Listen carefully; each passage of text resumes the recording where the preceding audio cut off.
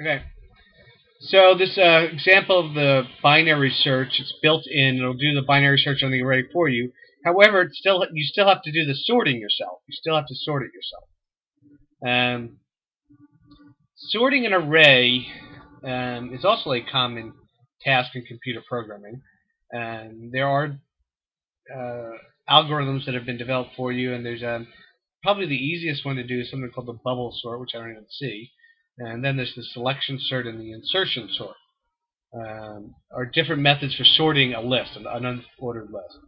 The selection sort basically works by finding the smallest number in the list and places it in the first. Then it finds the next smallest and places it in the second, and so forth. It's fairly easy. It's like a sequential search. It's pretty easy to do. The logic's pretty straightforward and simple. Find the lowest, put it at the first position. Find the second lowest, put it at the second, and pretty easy to do. Also a little bit on the slower side, but it will work. Of course, we can go to this website and look at this one again.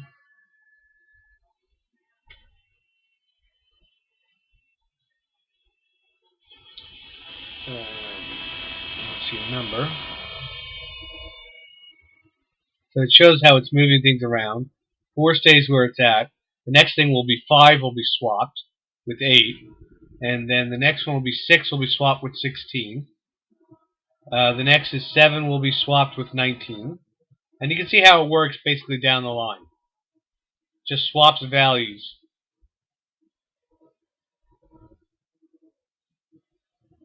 And then it's done. So it's a fairly simple sort.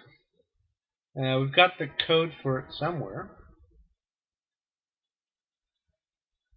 Sort list is looking for a selection. We'll do this one we just did. So here's the selection sort. And it's got to do a two-dimensional array because it's actually got to loop through it multiple times. So you see a two-dimensional array there. It's got to go through it and find the minimum value. It pulls the current value out of the list and current minimum index. Then an internal array will compare that number to each other number after it. And if it finds it, it simply makes that value the current minimum. And it does that until it does that for each one. And it just simply says is that if the current index is not equal to I, it takes the list of the minimum where it found the minimum and sets it equal to the value that's currently there, and then sets the value that was at that current position to the current minimum.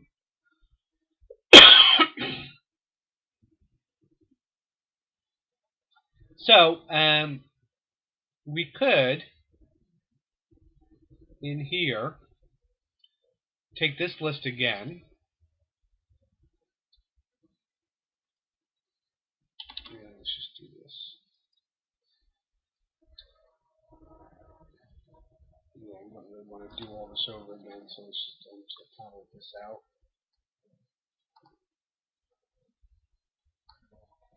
Okay, so this one's unsorted right now. And I'll just put the 5 there. Alright. I don't really care about this either. And we will go through and sort it using the selection sort. Selection sort. And we have to pass the array to it and it'll sort it. And it's going to sort the original array. So, pushing this out.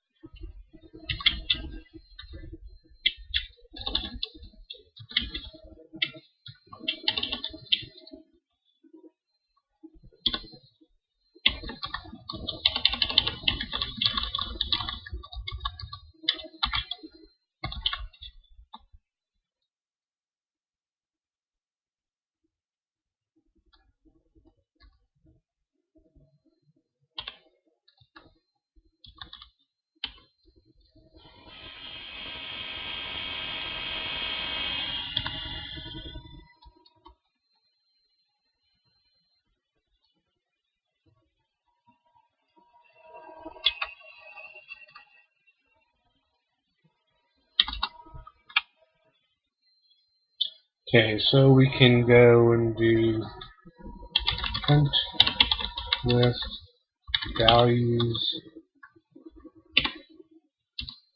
We'll do this twice,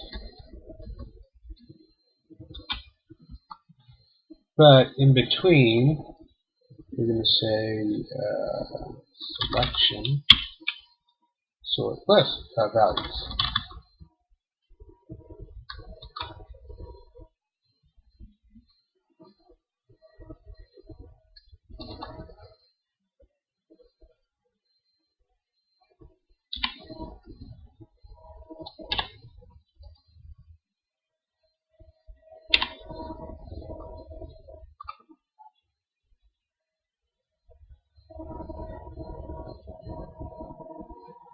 No, it wants a double. Alright, we can do that.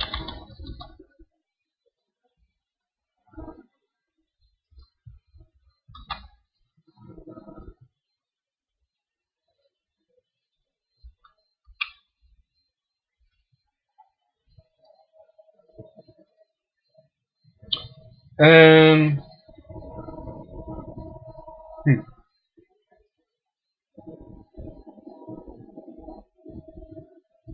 Oh, it's only printing the I out. We don't want that. We want to print out list.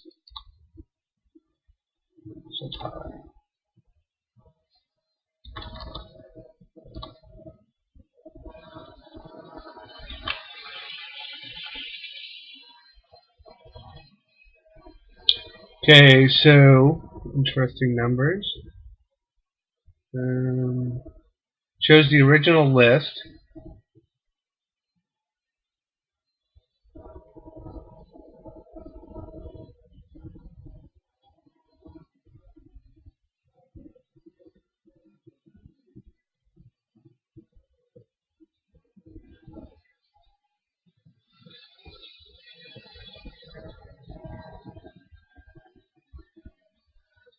We need to do something here. Not quite right. Can't quite tell what we've got here. Let's make this 20. I don't think we really need to go onto a new line.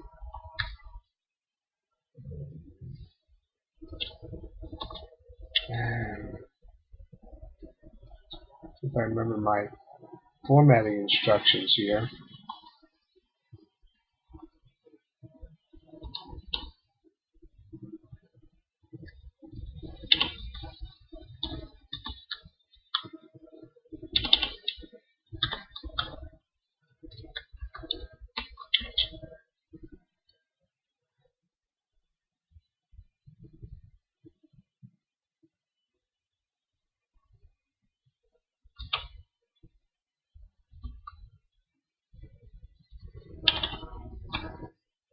Let's see how that looks.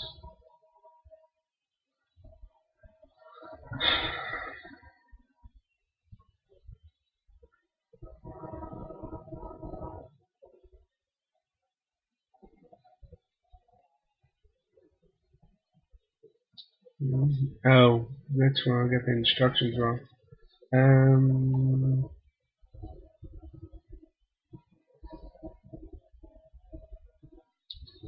Percent. I think the percent goes there first.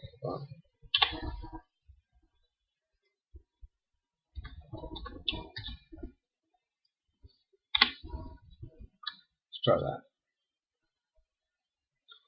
Okay, a little better. And so this is the list. See what this thing looks like.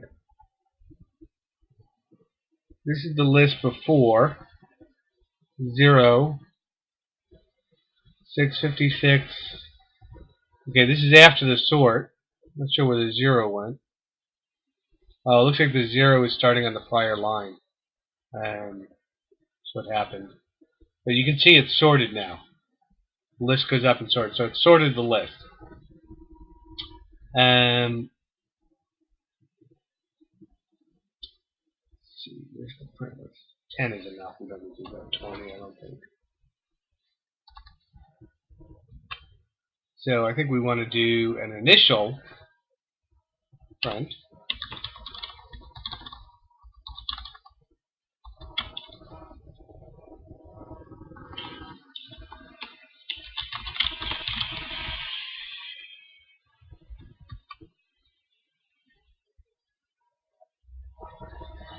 So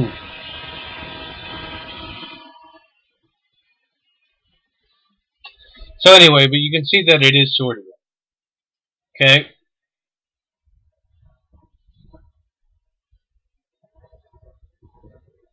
And we looked at this already. Wait, did we look at this already? Selection. Selection. Okay, we did. Yeah.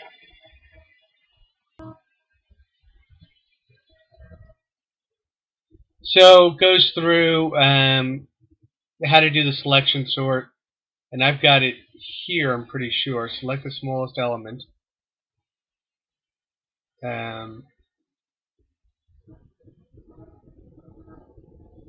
Yeah, and I've got all that code here as well. Swap the smallest if necessary. And here's the actual code, which I've got down here as well, and you'll get when we bring it in. Might be easier to read from here. It's a nested for loop, because it's got to go through for each item at the current position. It's got to go through every item in the list. So the outer for loop goes through 1, 2, 3, goes through each one, and then the inner for loop compares that number to everything else in the list. So it gets complicated. And it starts at I plus 1, because everything less than I is already sorted. So we start at I plus 1 to go through the list. And we've got variables to maintain the current minimum index where it's found at, the current minimum value, which is what you're comparing, the minimum value to the value that's in the pass, the second pass. And if that is greater than that, then we simply swap them out. We say that current minimum is equal to what's there because it's less, and then we put the current minimum index of the J as well. And it keeps track of that. So the next time it comes through, it checks another one. Let's see. It should be here. That's another spot.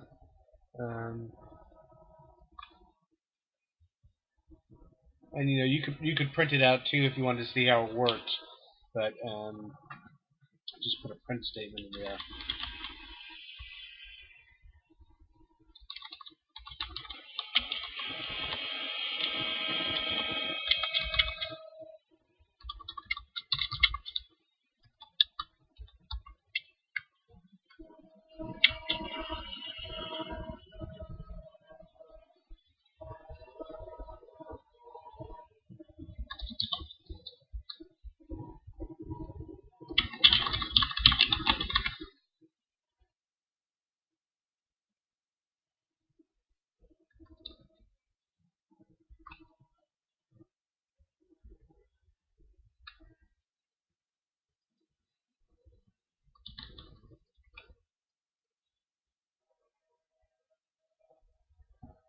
So you can see how it goes through the whole thing. It says 44 is less than 55, and it just goes through the whole thing, and it eventually keeps on moving them around until it's sorted.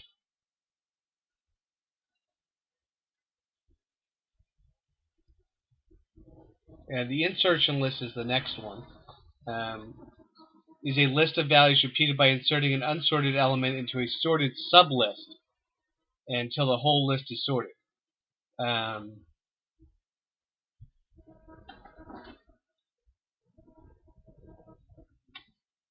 we'll see how that works. We have our example here again.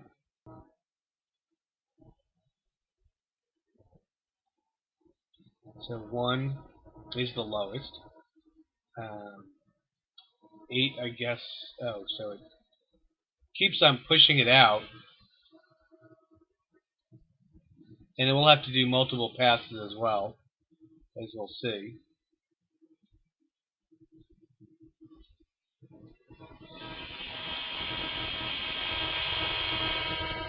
Okay, so we're not quite done yet. No, actually we are. Let's look at that code, which we've got here as well. It's the insertion list.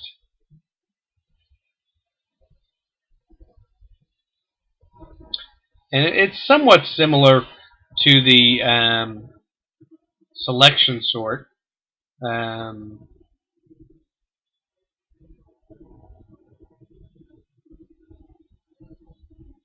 Not sure which one is more efficient. The insertion sort has got less code to it. It doesn't necessarily mean it's more efficient. They both have nested for loops, so a for loop there and a for loop there. So let's see what this thing says. So there's your list 2, 9, 5, 4, 1. So it starts out 2, and then it pushes 9 until it gets to 4, and it pushes them out.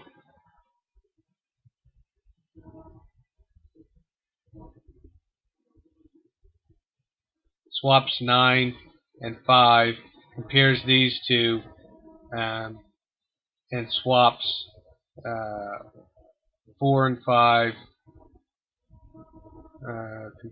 Should compare 9 and 8, and it swaps them. Then it compares 1 and 6 and swaps them. Ultimately, then it compares 9 and 6 and swaps them out and gets a sorted list.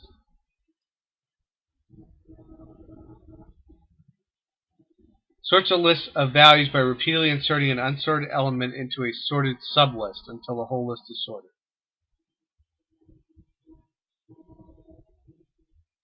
I think the insertion list is probably more efficient looking at it. And again, we have this here. We could use the insertion list. Not much different. I just use the insertion list, and we run the whole thing.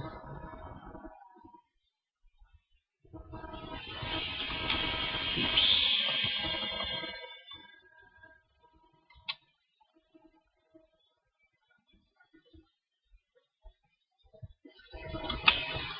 The good news about this stuff is you normally don't have to do it. You normally do use databases for these sorts of things, so you don't have to worry about it. And again, it sorts it as well.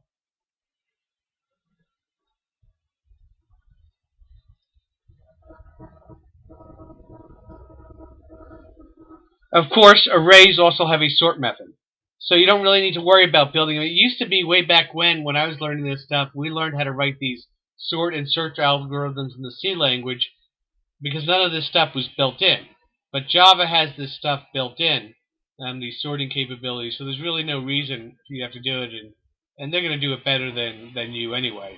So, just remember you have java.util.sort, and I can probably just